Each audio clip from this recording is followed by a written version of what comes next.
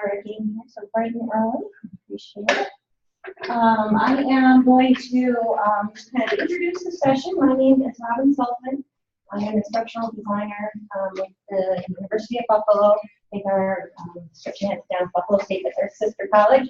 And I'm also the director of the Tools of Engagement Project.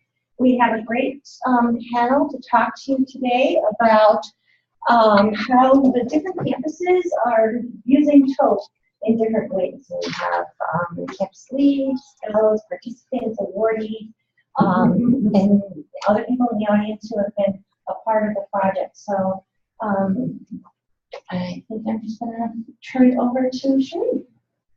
Okay, great. Okay, for those of you that might not be familiar with the Tools of Engagement Project, this is our final iteration of Tools of Engagement Project, like we have been offering it. This is year 5? Mm-hmm. It's year 5. Basically, the goal is to help faculty feel more comfortable and to learn more about different tools they can use in their classrooms, and also to just expand their toolbox of tools they can use in the classroom. And it has a strong undercurrent of lifelong learning and the fact that you need to develop a network, a system, a toolbox to continue learning, because this isn't stuff that other people are going to teach you. You need to stay current. The way it works as it is, first of all, it can be used as a standalone website, and it has loads of different technology tools and some of the pedagogical practices you can put in place with them.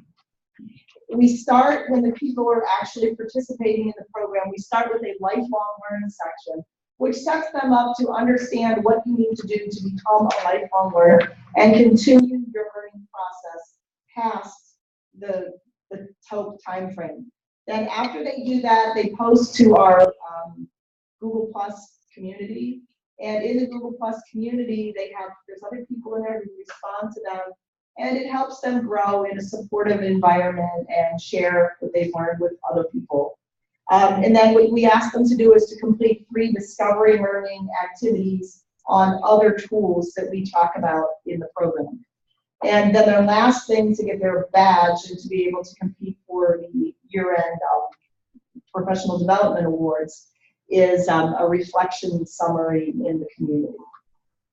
And once again, it is a website that is open for anybody.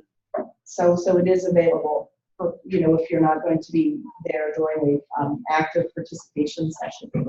Now this is one of the pages. This is on online learning. And you can see there's always a brief description. We have a little bit of audio in the middle here, the more about online learning, just to mix it up and have some different things. They're always very short audio pieces.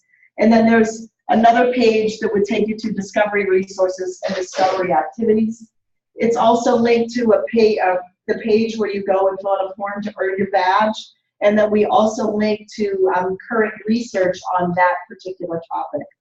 And there's a couple learning activities that are lifelong learning, information about learning, flipped learning, and online learning, because we want the faculty to have this background, because a lot of them never learned this stuff. They just sort of got thrown to the wolves and said, go teach.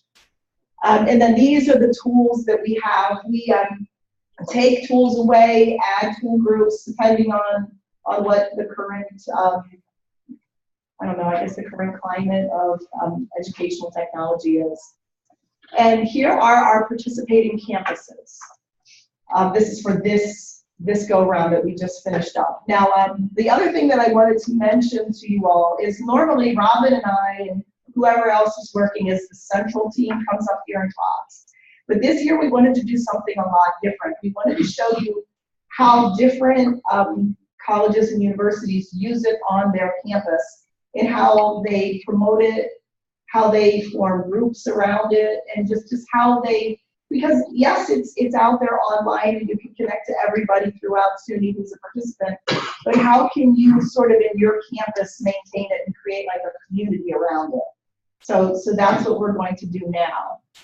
And here's the 3 institutions we have. We have people from Nassau Community College, SUNY New Paltz, and Rockland Community College. And we're going to start with Gina, who is out on Long Island right now, I guess enjoying weather, but we have beautiful weather here too. So at first she has a testimonial that she wants us to play. Hi, my name is Gina Sibley, and I'm at SUNY Nassau Community College on Long Island, New York. And I wanted to share with you some of my experiences in the SUNY TOEP program, the Tools of Engagement project. I joined SUNY TOEP during phase 3, and I was delighted to be awarded most pedagogically intriguing use of TOEP first place. And the following year, I decided to continue on with the project and was very honored to receive Uber Fellow status in my role in supporting and helping other faculty members. Now in its 5th phase, I'm back again as a fellow, and I want to tell you about some of the reasons why I joined the SUNY TOEP program. As a new faculty member, it was a wonderful opportunity to get to know people on my own home campus a little better, but also to connect virtually with members across the student system. It really helped me to build my professional learning network and to create a community of my own that I could reach out to whenever I need support in the classroom. The thing that I really appreciate the most about SUNY TOEP is that you have access to high quality professional development in a very supportive environment that you can do at your own pace. And my experience with SUNY TOEP is that I've learned so much about how to make my courses more accessible to students with diverse learning needs and how to properly differentiate my curriculum using the technology that's available. And I think that's something that we need to really celebrate about the technological possibilities we have now in the classroom, is that we have the opportunity to make our curriculum accessible in ways that it never was before and make a more democratic classroom space. So I hope you'll join me in participating in the next phase of SUNY TOEP. And I look forward to seeing you in our discussion board. Move on to the next slide. Now, we do have Gina live from Long Island. Just slide her over here. But Gina, did you want me to play your the video that you did your part of the presentation? Are you ready?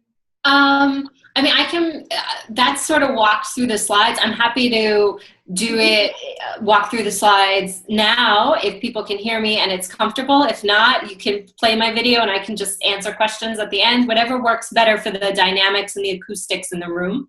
The video was just plan B if we couldn't get Okay. Okay. Yeah, plan B, that was plan B, but if you can't hear me or I'm not coming across clearly, it's fine to play it. She looks really uncomfortable when we play her videos. Though, so I can. Okay, I'll go ahead and I'll just advance through the slides for you. Chris, is there a way to send the slide and her picture on the Yep, screen?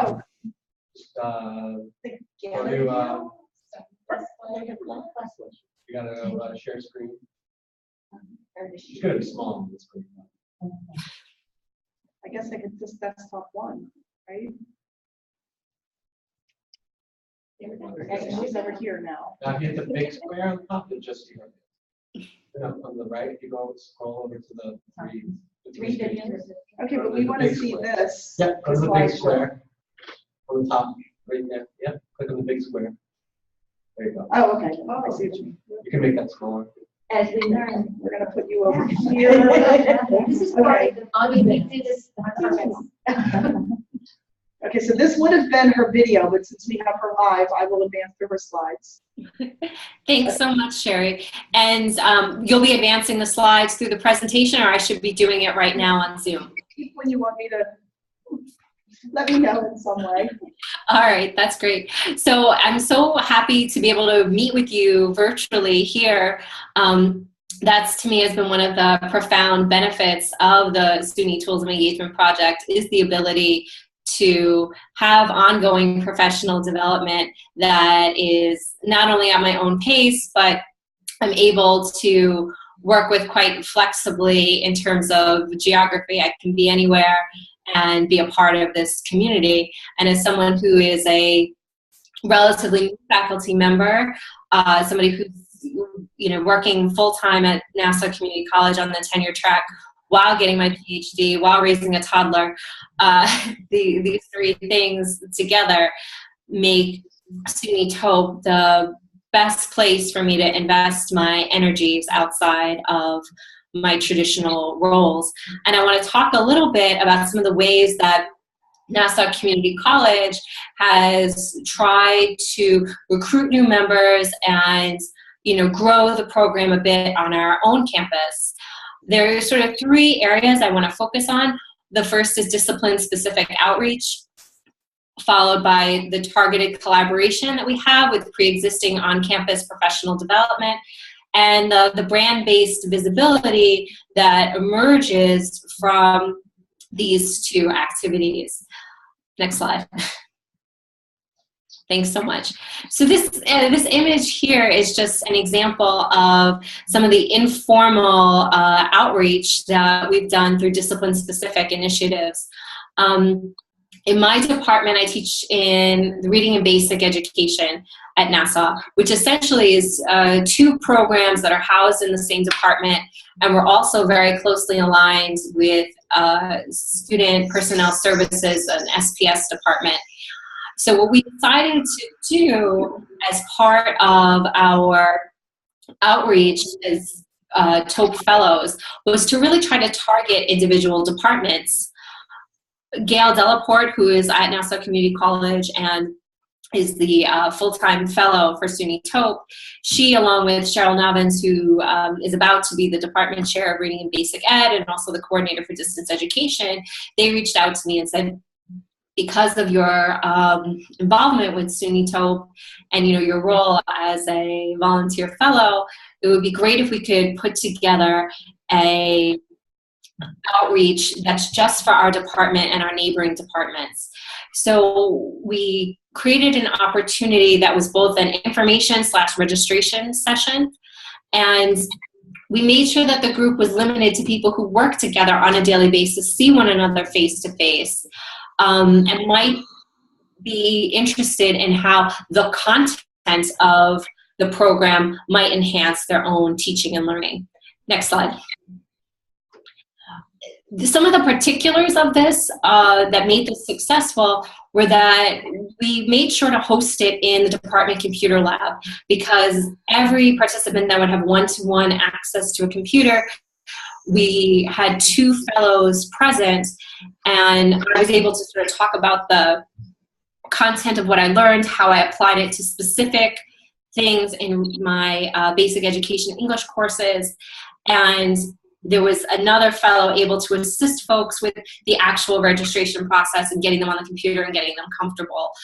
Because it was considered almost a departmental meeting, attendance was high, and most folks attended. And some people who are a little bit tech shy or tech insecure, who wouldn't normally come to a tech event, were there and had the assistance of somebody walking them through the registration process and showing them the Google Plus page and getting them oriented. Next slide. And by having these two TOEP fellows there, it eased people into the possibility of various forms of participation. Now, where everybody at the end of this meeting signed up and registered for TOEP, most people didn't finish the whole series of professional development opportunities available. Most people were, if I can use the term, they were lurkers. They logged on and they read a lot and they were really getting their feet wet. And then there were some individuals who completed certain key tasks. But the purpose of this project is not necessarily that you have to do everything. It's just opening up a space for discussion and for growth. And for some people, particularly in my department, who are technologically anxious, this was a wonderful opportunity to get them at least thinking about some of the ways they might want to include technology into their courses at a later date. Next slide. So with this like step-by-step assistance with registration, we were really able to guarantee that everybody in the room left logged on and could come back another day.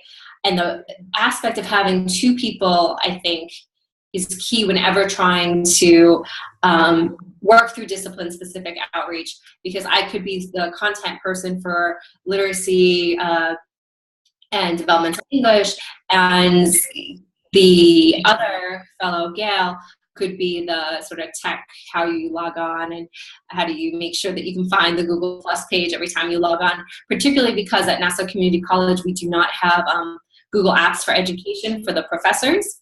Only our students have that feature. So individuals had to perhaps create their own Gmail account if they didn't already have one. Next slide. Now, beyond our own departmental initiatives, one of the other ways we started to look at infusing TOEP across campus was to integrate it into pre-existing professional development opportunities. There are several different places where I was able to present some of my findings as a participant and also as a fellow, and I want to kind of walk you through some of those places. Next slide. So I serve on the Educational Resource Committee. It's a campus-wide committee, and we hold every year an Educational Resource Committee Day where individuals who want to learn a little bit more about ed tech come, and they are trained by professors across campus who are currently using different technologies in the classroom. So one of the panels that I was invited to create was reinvigorating your teaching with SUNY TOEP, and the percentage of people who came, everybody wanted to sign up at the end.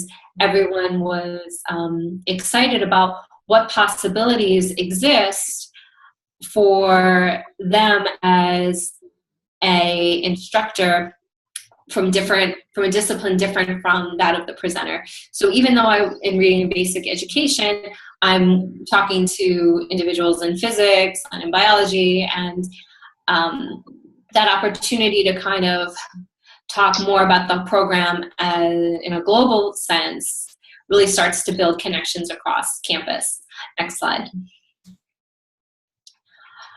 I was also able to present at our Distance Education Symposium, which attracts a slightly different audience, where the Educational Resource Day is really targeted toward just tech-savvy individuals across departments. The Distance Education Symposium is really connected to folks who either want to teach online distance ed courses, who are teaching hybrid courses or web-enhanced courses, and are making a larger course commitment. So I was able to talk about not just why you would use SUNY TOEP tools in the classroom, but how you can structure a whole course around using some of these tools on a consistent basis.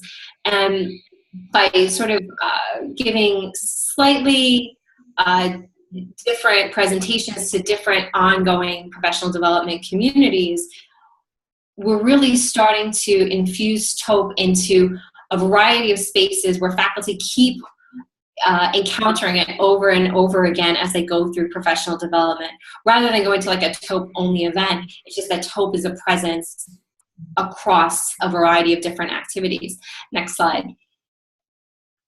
So one of the things I wanted to kind of show you is just when I'm talking to these different groups that are not in my own discipline area, some of the things that I'm sharing. And if you're okay, Sherry, there's a link at the bottom. If you could just click that.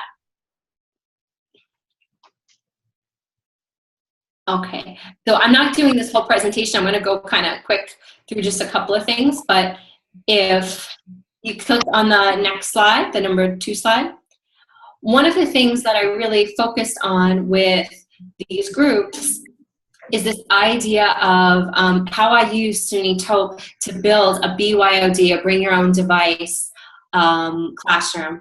And there's a lot of hesitancy across campus about the instructors using phones. And I remind them of what Vasudevan says about cell phones, that they can afford young people the chance to be seen and engaged as actors with a repertoire of literate practices and a sense of agency and ownership about exploring and expressing ideas. They are pathways of participation rather than sources of distraction. And then I move from there in encouraging my fellow peers to think about how the use of mobile technologies, including cell phones, can be used in the classroom as a pathway of participation rather than a source of distraction. And I share the variety of SUNY TOEP tools that I've used through the number 3 slide, through app smashing. And this concept of like fusing key tools and critical skills. And this is where I've got many folks interested in TOEP, is to see how it can be applied in a general framework and not necessarily content course specific. So in this presentation, and we can just kind of click very, very quickly through slides 4, 5, and 6, is that I explain about Remind, which I used with other folks on TOEP, and how that process really allows one-to-one deployment of things like, next slide, Padlet, which can make an interactive whiteboard, Prezi, which can do interactive and zooming presentations, and Adobe Spark, so that you can have short videos that you create yourself and that students create and can be shared within the fabric of the classroom. And the last thing is really the Strikingly, because we had some great conversations about Strikingly this past semester. Strikingly has fluid user experience across devices. So by creating a Strikingly app for your class, you can instantly deploy a variety of materials and not be concerned about how they're going to appear visually or function on Android versus iOS. And when I brought all of these things, we can go back to the CIT slides now. So when I shared these tools with people outside of my department in a variety of different settings, these are the types of things that I focused on, and I got people really excited because they could apply what I was sharing them with whatever their specific course content is. So next slide. And this really comes back to branding. So the Distance Education Symposium, the Educational Resource Committee Day, those are events on campus that already have an established following. They already have a large number of participants. So by infusing SUNY TOEP into those events, you're attracting a wider audience. And also, I'm starting to get brand recognition on campus as the SUNY TOEP person. And that's something that I carry with me, and as I'm an ambassador both on campus and outside in my own professional development. For example, I'm on the board of the New York College Learning Skills Association, which often has its symposium in various cities in upstate New York. And by bringing my TOEP experience with me, even if I'm not necessarily presenting on TOEP, I'm finding spaces in the informal networking and the roundtables, etc., to bring up my work with SUNY TOEP and potentially get folks beyond Nassau Community College interested, because I have sort of branded myself as a SUNY TOEP ambassador. So these various places, the discipline-specific outreach, the embedded professional development on campus, and then the brand that you carry as an individual when you go out into the community, are 3 ways that we at Nassau Community College are trying to expand and grow the program. And I'm done.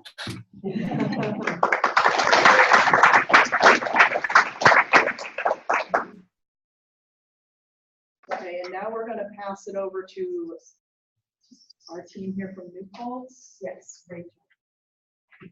We'll take questions at the end. So we're going to do, and I just have a little handout because I need them up to go with my poster session.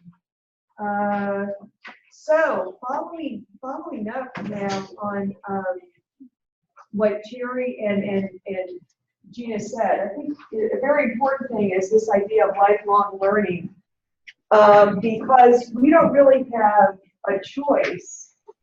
Our students are coming in as digital natives, and even the more kind of recalcitrant faculty at my campus are kind of admitting that they have to learn something in terms of technology. But New Pulse is pretty, proudly, a lot of people, Luddites, and they still don't like, no, but it's part of the ethos. So I became interested in it, but I was an early adapter. I taught on Lotus Notes, back in the day, and I went up to Empire State, Saratoga Springs, and learned how to do that. So I love this stuff. So as a TOEP fellow, one of the things was to kind of bring, hopefully to bring some more people into thinking about technology in a kind of fun way. Now, we, in an opposite way, unlike Gina, I think Gina's idea was fabulous to be more discipline specific. And in fact, when I did some research on this, unsurprisingly, faculty respond to professional development when they can see it. Some studies have shown that it applies to them and their discipline. So in a way, I wish I had known that in a sense, but whatever, it was fine. I did the opposite. I just, boom, reached the entire campus. Let's just see what happens. But I think if you have enough TOEP fellows or enough people on campus where you can create smaller groups, it's good and bad. I'll get to that in a minute. I collaborated with instructional technology staff. And they're absolutely wonderful people. So Rich and Kate, and their pictures will come up here in a minute. I reached out actually because SUNY New Falls is one of those places that's very organic. They don't like people to be telling what to do. So I reached out specifically, and this is a key too, to at least get attendance. This was great. I would reach out to faculty who I knew were early adapters of whatever was out there and see what's going on. Would you come in and talk about it? And they did. And then their colleagues came to support them. So in that way, we got a pretty good attendance. But what had started out as TOEP wound up becoming broader because of my technology staff. So I'll show you in a minute what I mean about that.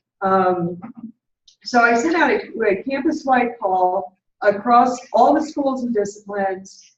And the interesting thing, I've got a really nice, really cool person and a staff member who is so into doing this and being a member.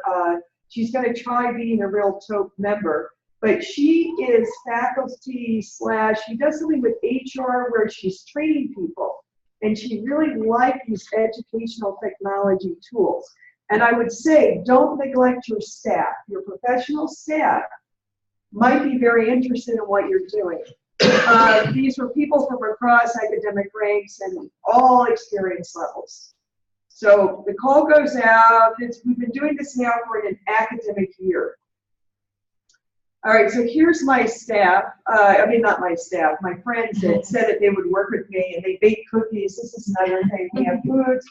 And Rich actually is the baker. He's great, but he wouldn't let me. That was the picture he sent me. I said, Rich, and he goes, no, there's the car. Anyway, so Kate is absolutely, I don't know if any of you know Kate. Kate is fabulous. And she helps run the sessions with me, and Rich somewhat also does that, and then there I am. So what I found interesting is that we're coming at this from such different angles, which is also exciting. To have someone working with me and working with faculty from just different perspectives.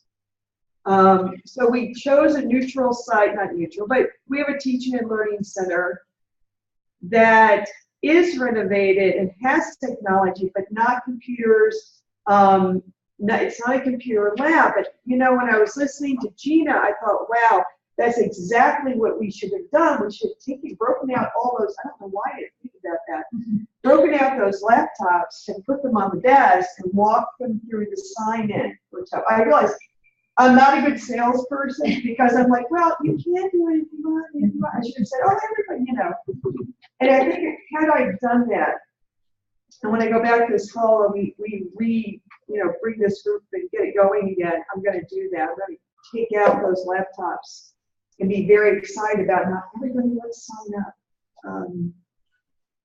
So what happened though, because we were collaborating, I was calling on specific faculty from across the schools, people I knew, and then working with Katie Rich. It became part of just a general, TOEP became part of a more general professional development with educational technology.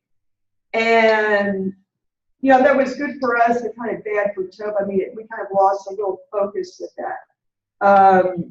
See, we got talking about Linda because that was something that Kate was very interested. She wanted the faculty to use lynda.com, and we were looking at ways to do that. So she would talk about that. I would talk about some things I was learning on TOEP.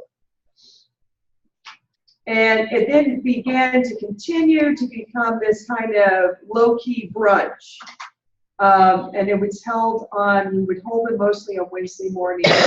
And you can see we've got the Linda, we've got the branding with the Linda and the tools for engagement. And then I made this up and, we were trying to get it out there in a very visual way using PictoChart, which I learned through TOEP.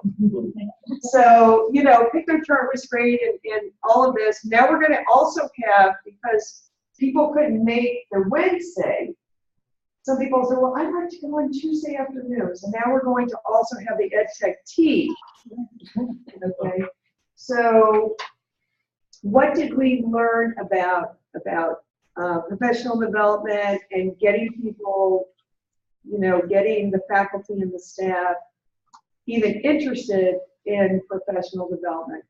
Well, one thing was calling out to people. This is a typical type of email I would send. I would not call, but I would email specific people, 4 people. I identified, after the first meeting, I identified 5 or 6 people who were my core people. And I reached out to them and said, okay, next meeting, what can you bring to talk about? And by doing that, as I said, it got their colleagues to come, and then I could reach out to other people. So I think that is one key for bringing people out, is to get specific people, not just you talking about TOEP and being totally informal about that. So we did find that there was, at the very end, Kate and I did a Qualtrics survey with some basic questions. People did enjoy, these are most, staff and faculty. They enjoyed the informal nature of the discussion. However, the mix of the expertise levels did discourage the kind of higher end, more advanced users. Okay, they were bored by some of it. We got a little bit of that. So maybe that's what we have to do, is to reach out to them and say, okay, would you mind helping run one of these sessions? Another thing is not enough emphasis was placed on pedagogy, and I think that's because we kind of skipped over the lifelong learning modules, which is part of TOEP actually. TOEP begins with that. And we kind of skipped over that and jumped into, oh, what did you learn to do? And that was, obviously we have to find a way to maybe backtrack and to go back to that. Of course, scheduling. So now what we're going to do in next year is to have 2 sessions a month. We'll have one on a Tuesday afternoon and then on a Wednesday morning. So hopefully get, more people. And definitely have the computers out to encourage people to sign up for TOEP, to stress that, lifelong learning and thinking about how to use technology for pedagogy. Okay, the other problem we had, by being so campus specific, and what I really was happy was to get this group going, and we're all friends, and we're talking about educational technology, and that's great. But what we missed out on, I think, for many people who did follow through with their registration, was this broader community, which I think is essential. Because, again, looking at some of this literature, and this is not about educational technology per se, but in terms of one's pedagogy and advancing and developing your pedagogy, you need to kind of branch out beyond, you know, kind of early in your career, you'll know everyone, like from all these different places, and you keep in touch.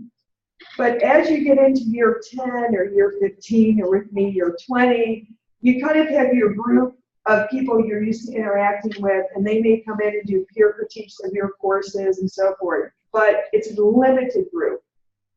And I think for that next level of expertise, you do benefit so much from having such an expanded, diverse group of people from beyond your discipline. So wrapping back around to the idea of discipline-specific kind of groups and using TOEP in that situation,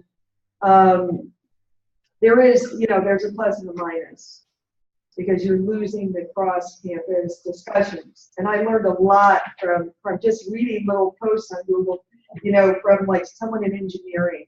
You know, I was like, really? You could do that?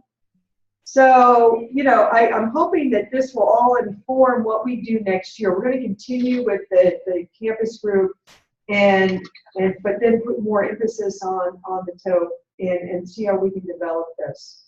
And again, this is really just volunteer work for me. I'm not I'm not in any of this. I'm just in the English department. So, and I don't know on your campuses if you have a professional person who's following up with any of this. You know, if we were going to do outcome, assessments, you know, what am I really looking for? We need to think about that. Are people then using what they're learning in the classrooms, and how? That would be the next part of looking at this. So, and going beyond just like an informal group and becoming, maybe some of us breaking out into smaller groups, into communities of practice, where we look at discipline-specific problems. So, okay, that's it.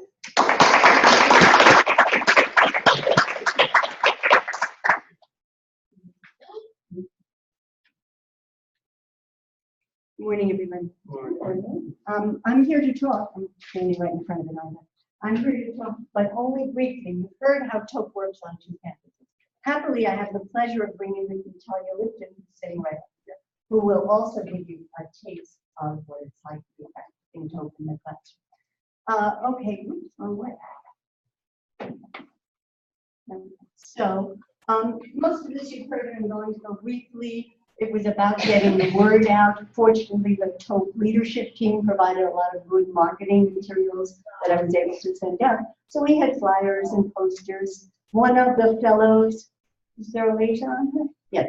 One of the fellows, Deborah Reed, circulated this invitation, which I was so attracted to that I sent that out, and so on. So getting the word out was fine.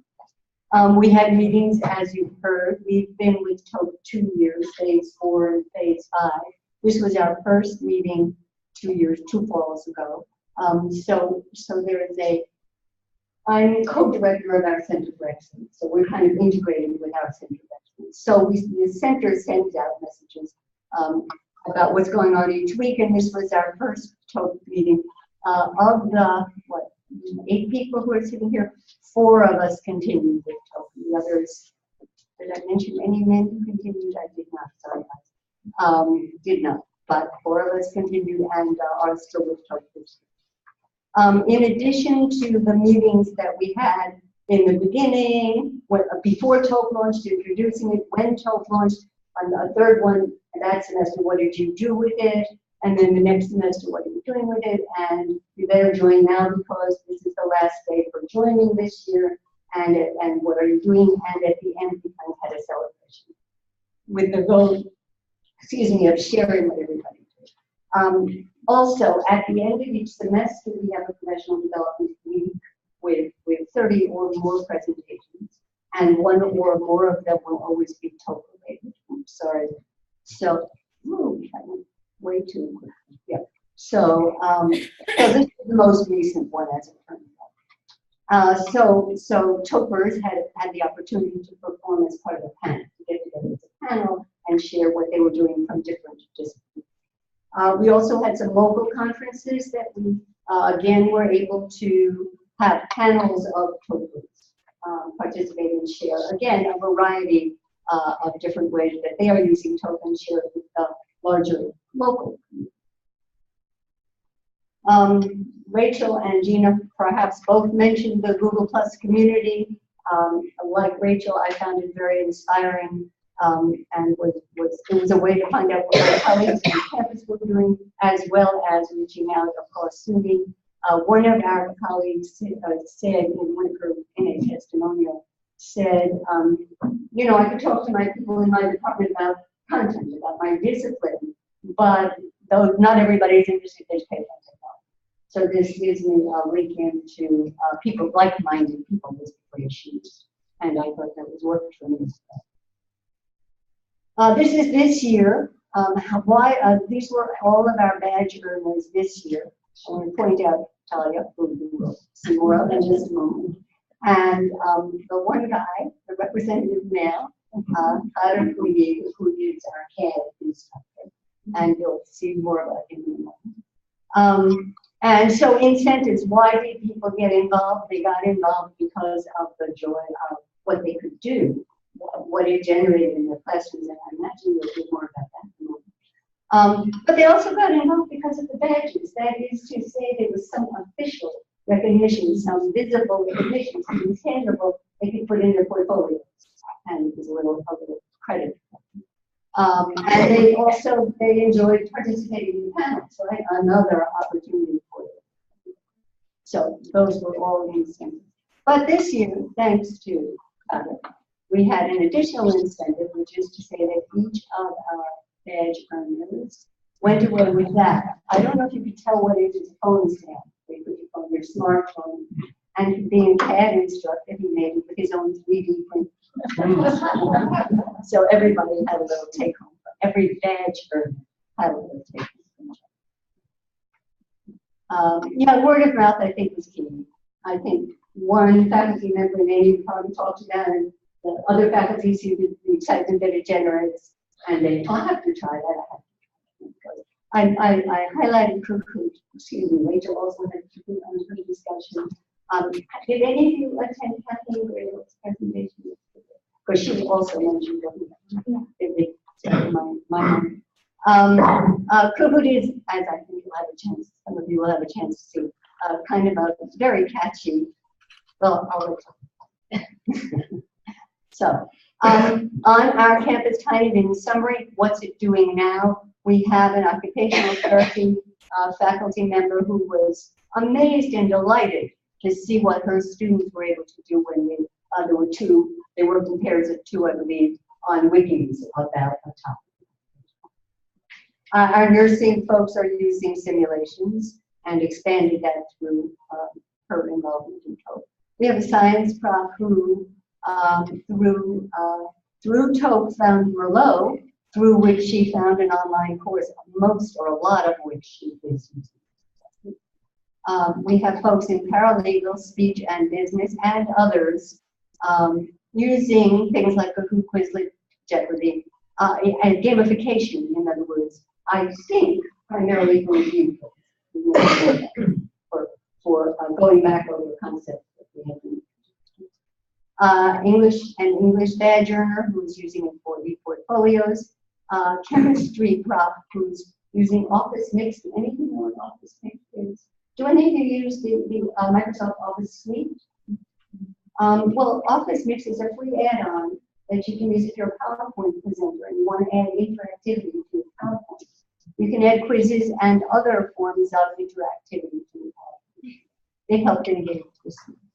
And a creative math professor who found a tool called Desmos, which is a free online graphic.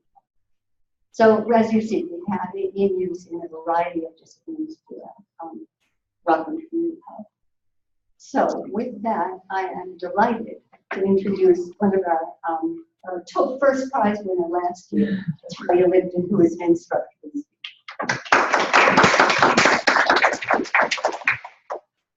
Thank you. And I must add that Lynn has done a fantastic job on our campus, really getting us involved. So Now you know why there. Okay, the one on the right here? Okay, so I am one of those scaredy cats. Okay, so 4 years ago, I was hired full-time My background is in speech pathology, so before, and I adjuncted in speech communication department. And when I was hired full time, you know, that dreaded "what is your weakness" question in those interviews, the one that you have to like really come up with something interesting. And I said, technology, that's my weakness. All right, I'm going to put it out there because I know you're going to ask me about it. So I'm going to get ahead of you. And so, oh yeah, there's your weakness. So I was one of those scaredy cats. If my computer didn't work, I'd hit it, shut it off, turn it on, and if it worked, I'd walk away crying. So that's where I was. So that was my initial to get into TOEP. But this is really why I stayed in TOEP. Okay? The worst feeling in the world for me as a teacher is that blank, bored look in my students' eyes. I cannot stand it. I try so hard to avoid it, and if I start seeing it, to change the dynamic of the room. And there's so much I've learned from TOEP, and at the very end, you know, Rob and I had a couple of minutes in the car ride back and forth from our hotel, and it was great because I realized so much more came to me from TOEP that grew, that I'll tell you at the very end, that I'm involved in bigger projects because I started just trying to get some technology in my life. Okay, so I'm going to actually have you guys engage right now. So the first thing I'm going to show you is Answer Garden. It's a digital scribble space. Now, what's great about it is it's a great tool for just brainstorming for 1 or 2 word answers to questions. All right, and what was great about it, well, let's do it. Everybody take out a digital device, go to computer, please go to answergarden.ch/ and the number 484456. And I have 2 devices here. I can lend someone if you are not connected to the Wi-Fi because the cell service in here is not that great. You can also pair up with someone. So share. Let me know if you need the handy device brought to you.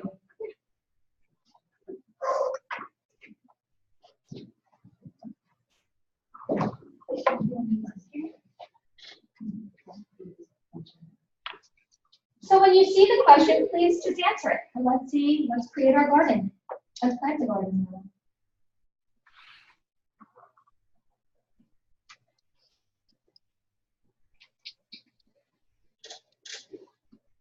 And keep in mind that our students are much, much faster at getting on the they'd be on and answered already. There's some slide through that keypad. Yeah. Are some of you having trouble getting on? Yes. My device is already connected if you want to just check anyone's. Just answer. I mean, you know what? If somebody has a device, you connect it twice. So if you're sitting next to somebody whose device works, so just.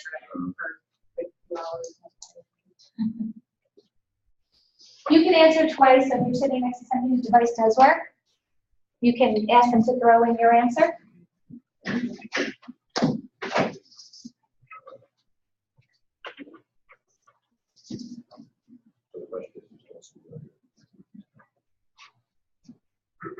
All right, so let's see where we're at.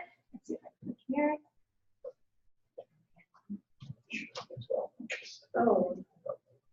Oh, here we go. Okay, so I'll just refresh the page. Is everybody up? I have one more. I'll refresh it when everybody tells me they're done.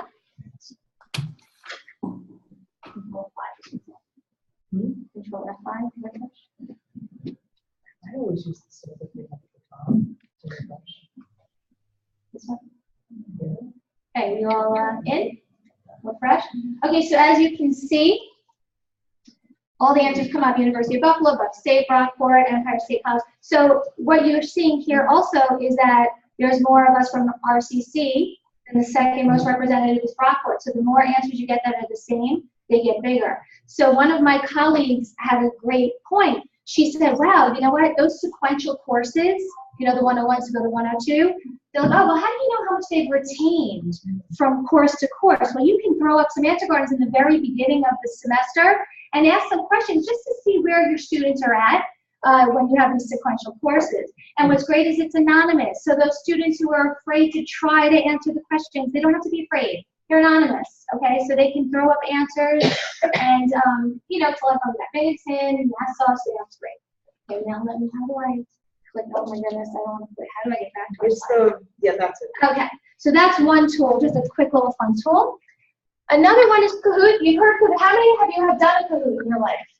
All right, so we have, okay, so we've got some new Kahooters. It's a tool for using technology for discussions, for surveys, for polling.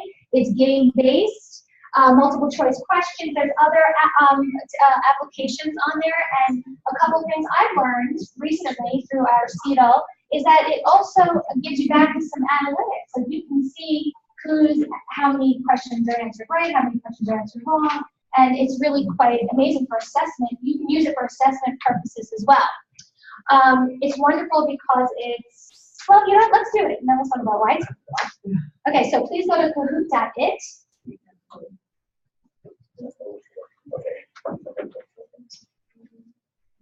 Actually, I have to find it. So, yes, kahoot.it. And then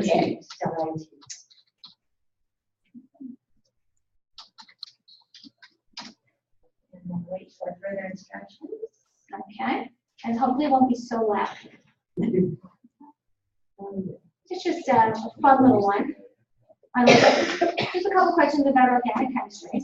Don't nothing about organic chemistry. Okay, so what you're going to do is when it gives you to join, there's the game pin, 82845.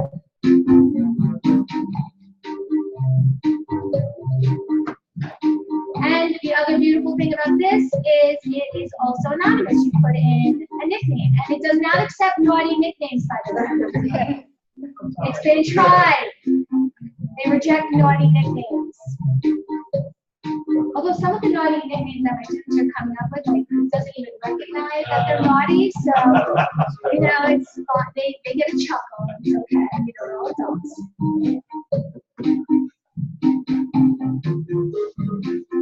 So, you know what's great about this? We have how many people in the room? We can get on mic. 1, 2, 3, 4, 5, 6, 7, 8, 9, let's say 15. All right? In your classroom, you know how many students are in the classroom, unless, of course, you're in a big stadium classroom. This can ensure you have 100% engagement. What other tool ensures 100% engagement that you can think of? So what you do is, okay, you have that person. Is everybody signed in who wants to play? Do we need more time? Okay, so 9. So I know that, let's say I'm playing with 9, some of you are naughty, you're not signing in. Okay, so I know that I'll wait for 9 answers. And if I'm not getting those answers, I'll say, come on guys, who's not answering? So I can get 100%. So let's play, it's only 5 questions. Okay, so what you're gonna do is you're gonna pick 1 of 4 answers. Tyrannophobia is the fear of what? Being tickled by feathers, missing a flight, not being prepared for class, your students being smarter than you are.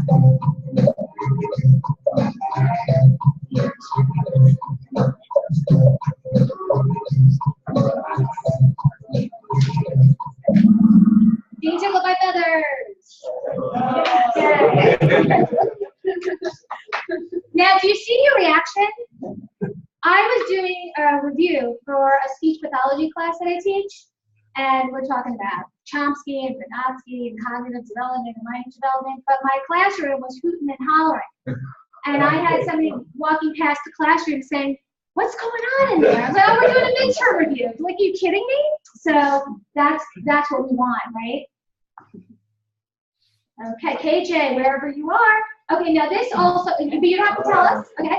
But it also is also based on speed of response too. Okay? Oh, you didn't tell us that. Okay. What superhero character makes an appearance in every episode of Seinfeld?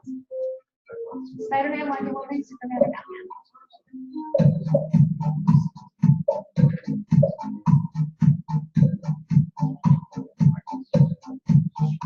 Let's see.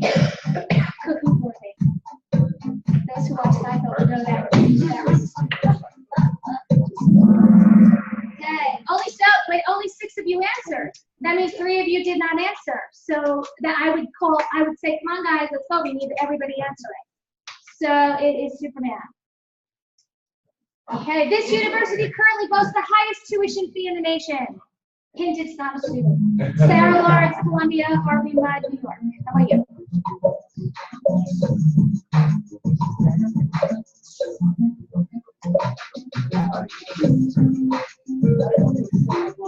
Okay. 2 more people.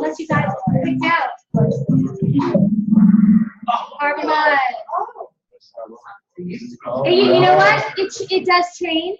That I think they get over 70 now. Yeah. Okay, KJ. Mhm. What is the only muscle in the body that is only connected on one end? Temporal.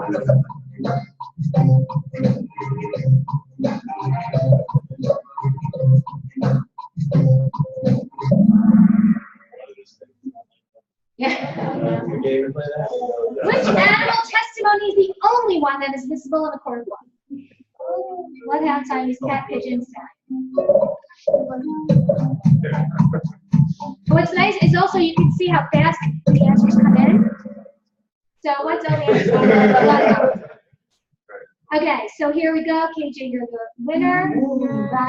So this is, you can see, so it can be anonymous, but see the reaction, how the energy in the room kind of went up.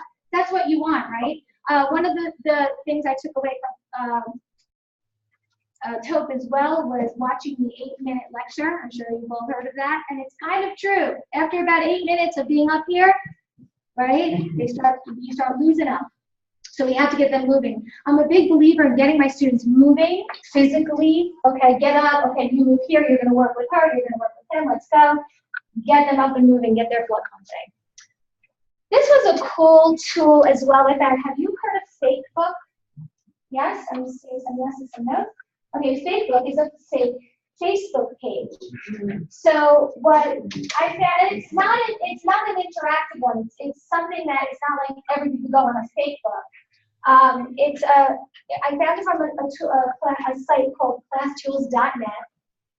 There are some drawbacks to the free version. There are ads on it. I do not make my students buy the ad-free one, of course. I'm going to show you some examples, not of my students because I didn't get permission from them before the semester ended to show you their work, but I can show you some from they have a gallery. And what's great about it is, okay, I'll give you an example. So in my intro to speech and language, child speech and language development, we learn about theories like Chomsky and Piaget and Vygotsky and Skinner, writing all these great theorists. But I don't want my students to just read about them and then spit back a paper for me. I don't need them. I don't need them to, read something cited and tell me what Piaget did, his theories. I know all that. Okay, but what I want is that next learning. I want that next critical thinking.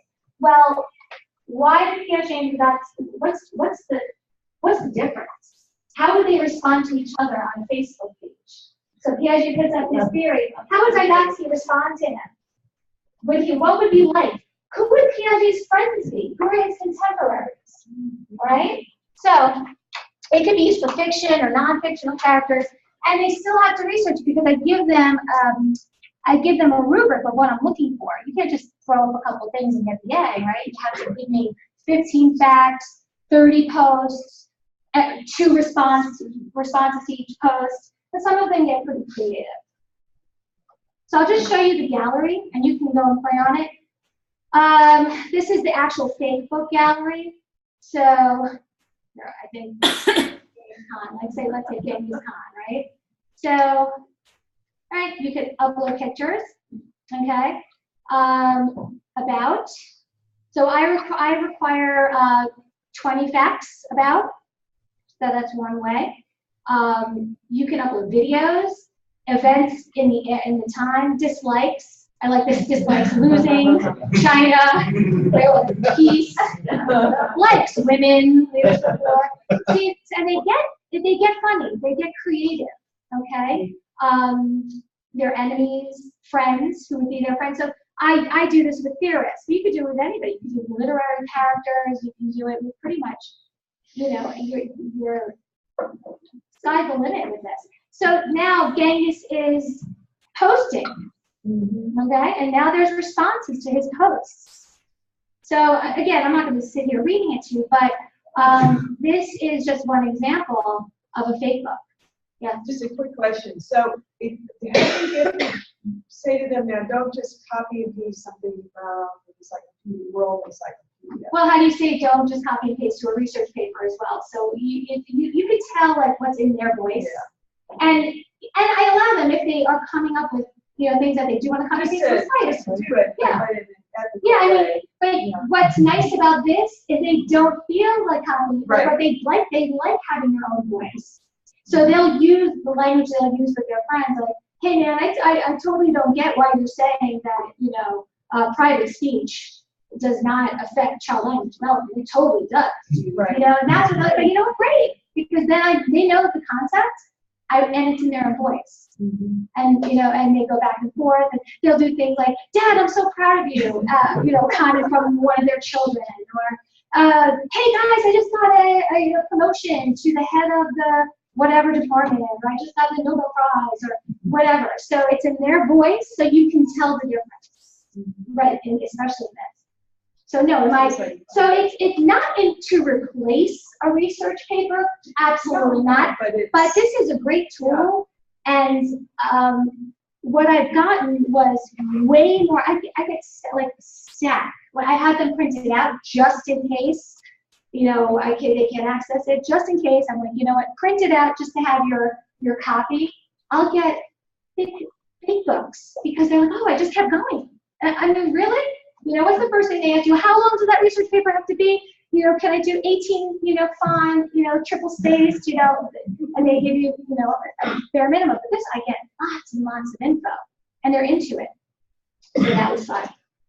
Okay. I think that's it. But a couple things I just wanted to mention about what also grew for me out of, based on my discussion with Robin. A couple of things, actually. And the biggest thing is I'm very interested in the OER right now. And Ron said, well, how did you get into that? I said, well, wait a minute. Was it through TOEP? I said, well, look, this year was the first year that they had the OER category. But I said, wait a minute, it was through TOEP because the year before, Robin reminded me that there was a little bit of OER embedded into another category. And then through that, I was able to find a free textbook for my Speech 101, which is the fundamental of that dreaded public speaking class. So I found that. And then I went, textbook free for, 100, I teach 3 to 4 sections a semester. So I was saving between 75 to 100 students textbook fees, since I started. I was like, wait a minute. And then I found I did a course for professional development on OER. And now we got a grant from ISG for, developing a discipline-specific OER repository at RCC to be linked to all of you. So from TOEP now, something much bigger has grown. So I think that is my takeaway, that you never know where you're going to end.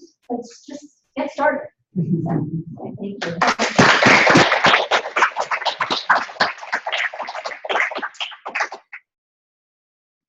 Okay, so I'm here to just kind of wrap it up and tell us a little bit about next steps. And I'd like to thank all of the presenters, the fellows, participants from all across SUNY who's been involved with TOEP. Today has been a great presentation. I love hearing, how it's going at the different campuses and the actual examples and seeing the outcomes. It's been great.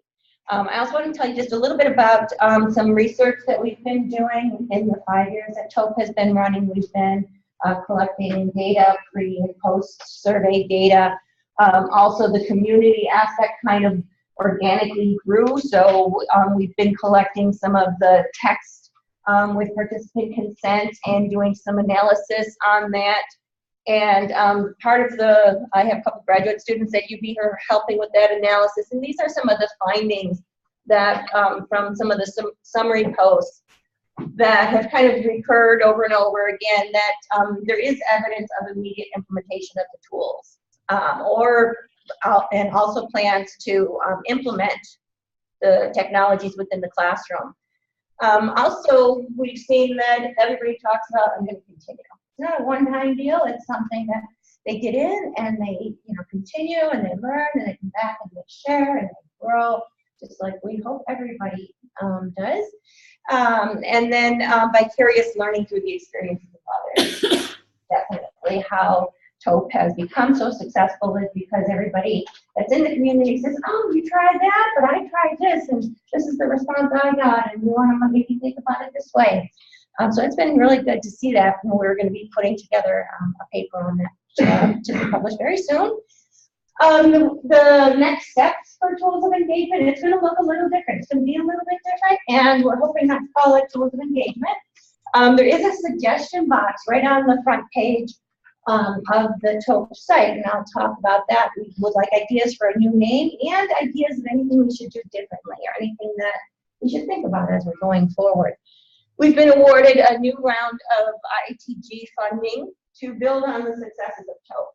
We will be building a Coursera-based MOOC that will be available to all learners, not just limited to faculty and staff. It will be available to students, professionals, faculty, and so we'll be kind of adjusting the project. It started out as professional development for librarians. I took it and modified it for students a number of years ago. Presented it at CIT, and somebody said, hey, that'd be great for faculty. Now it's going around full circle, and it'll be available for everyone.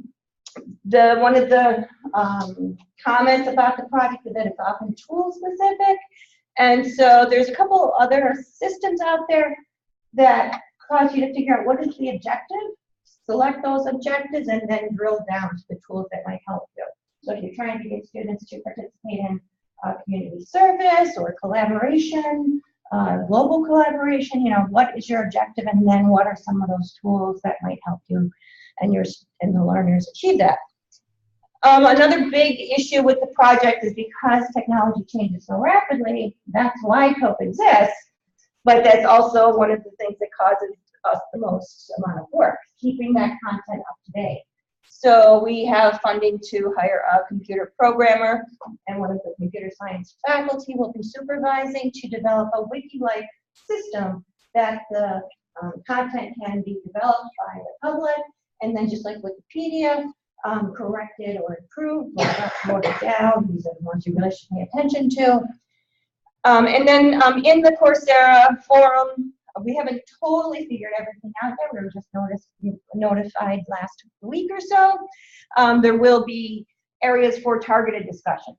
So if faculty want to talk to faculty, they can go into this forum. If math students want to talk to math students, they can go into this forum. If students want to talk to faculty, they can choose this. And you can also develop forums based on, oh, I have a gardening in China group that I want to start. So you can do that. And then another thing will be a culminating e-portfolio. So at the end, in addition to your digital badges that will still be awarded, you'll be able to have a portfolio that says, here's a compilation of some of the artifacts that I've created through my experiences of TOEP, and make the learning visual. And one of the biggest things we've asked campuses for the past couple of years to buy in for membership, because we needed somebody to pay the money for the incentives and for people to maintain it. So once we convert it to a MOOC, it will be freely available to all people in the world. So those are some of the changes. So although TOEP will be discontinuing, we're going to be changing it. It will grow into something bigger and better. Please share your ideas. As we're in this formative stage, we want to know what should we do differently.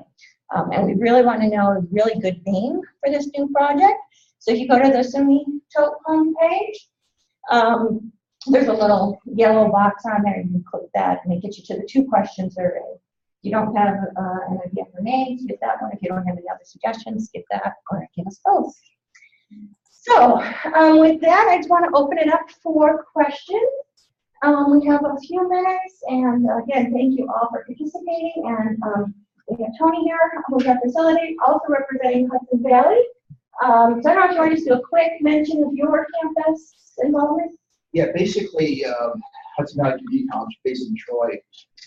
My associate dean has recommended that we get involved in SUNY TOEP, and I spent a lot of time in first, at least in the fall semester, more so as soon as October came around.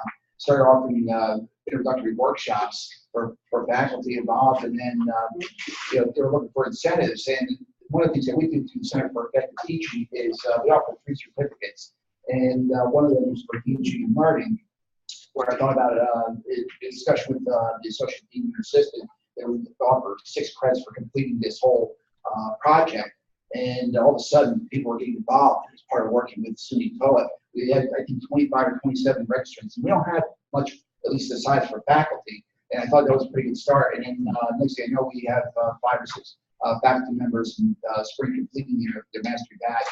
And I figured, okay, next year, we want to get involved, we're going to get more faculty involved. It's interesting, from Rockland, I think it was someone who, a CAD instructor, that had, in fact, one of our faculty members is also a CAD instructor who did complete the tools engagement project and loved every minute of it. But I have to remind him about, a cell phone. Teach his, at least his writing as well. So, yeah, definitely a successful product. It really is. Thank you. So questions, we have just a couple minutes to open up here. And I have Gina, Gina's on Yes, too, please. so if anybody has questions for her, she's there. This has been highly informative, just fantastic. Thank you. I'm with Talia in terms of technical. But a lot of the examples are undergraduate, and it would be helpful to see more examples with graduate students in graduate coursework. That'd be great. And so keep in mind that when it does relaunch, we're hoping sometime before the 2018 hits, that the website will also be wiki-based. So if you have ideas to make changes, you can add them directly. But if you also have anything to share beforehand, send me an email, and I'd love to think of what might constitute some graduate. Yeah, just examples of what other people have done in graduate classes and different populations, particularly online. So a lot of them are working adults in some of the programs. And I also gave everybody a paper badge, so you can show your support for TOEP to the rest of the people at CIT. And when they ask you what's that for, you can tell them to keep an eye out for next year's changes. Rachel. I would just say, they graduate, the person I know who's so into that is someone who's teaching teachers, teaching the grad courses. Right. And so like as best practices, and that group of instructors might be the people to talk to, like what are they doing in their online courses or hybrid courses? Because they're modeling what they are, a lot of them. Do you know who that person is? Oh, I don't know. Kirsten Green is talking tomorrow, for example, like K through 12 stuff, this kind of integration between teacher training and what's going on in K through 12. She might be someone to reach out to, because I know she teaches, the grad students. Thank you. Another question. Hope to see you all as hopers or whatever they may be evolved into. Thank you all very much.